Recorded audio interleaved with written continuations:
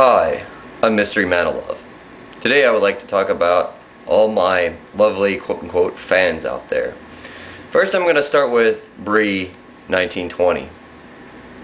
Bree1920 has left several comments on my page that were very hateful in nature. You can check it out for yourself. You don't have to take my word for it. I'm going to post them here just to show you what she said. And to say that she's not a racist and say she's not blaming things on white males exclusively is a farce. She lied about it. Of course she's a racist. She's the biggest offender of racism. She's the kind that says, oh, I'm not racist, but I don't like white males, or whatever. Blames everything on white males. She has personal problems of her own. I don't really pay attention to that stuff too often, but again, this video is to expose the haters that are out there, so there's one of them. Next one up is PT109 Girl. She says, you are a queer. Now, this comment came because I said that LBJ did not kill Kennedy or have him assassinated. This all started because a conversation I had with her. LBJ actually, in my opinion, did more for civil rights than anybody else. I know everybody says how like Kennedy like supposedly you know, fought more for civil rights than anybody else. The feminists like him because John F. Kennedy was actually the first president to have feminism introduced to him.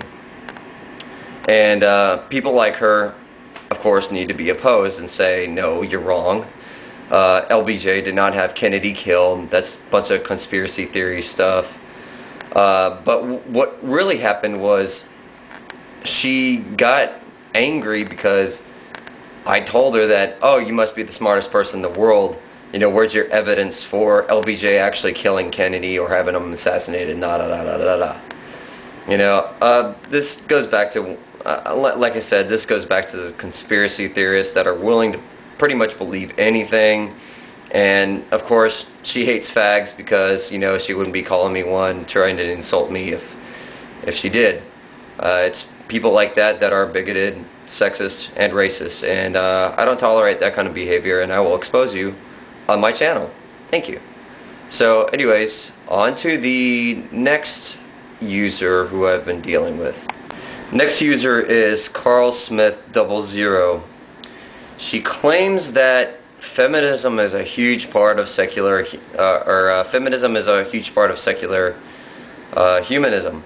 I very much disagree. I'm working on my book right now about abolishing feminism completely, because the problem with any kind of gender or identity politics is people fall into the trap of eventually going to one side or the other when it comes to the gender they're trying to support. Feminism, for example, is only really concerned with women's rights.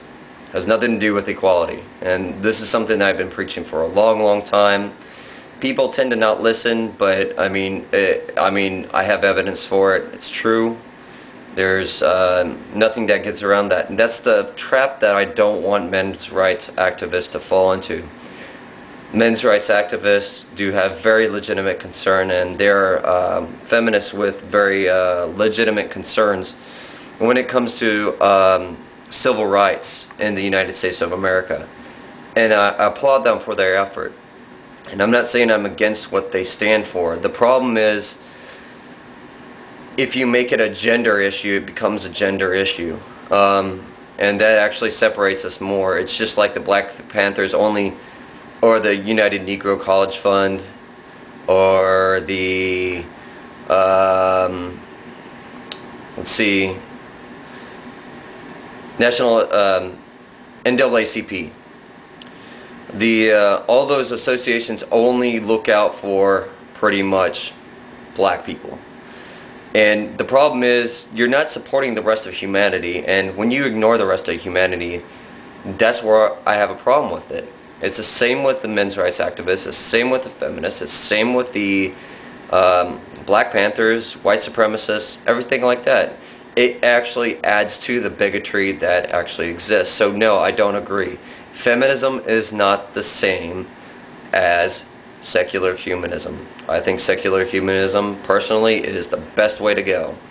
Doesn't matter what your gender is, doesn't matter what your fight is. Instead of bigoting or over whether breast cancer or prostate cancer should be researched, why not try to eliminate all cancer? All these things need to be faced. All cancer is not made the same, but I'll tell you what, if we keep on advancing medical research towards cancer, I guarantee you we will eliminate it. So that's my point. Let's see the final comments left by some of my haters out there. Hold on just a second. April's Cone 1. This is the other user that's been commenting on my page, and she says that she loves men and she loves gays. Imagine that. Well, the problem is, again, it has nothing to do with feminism really itself.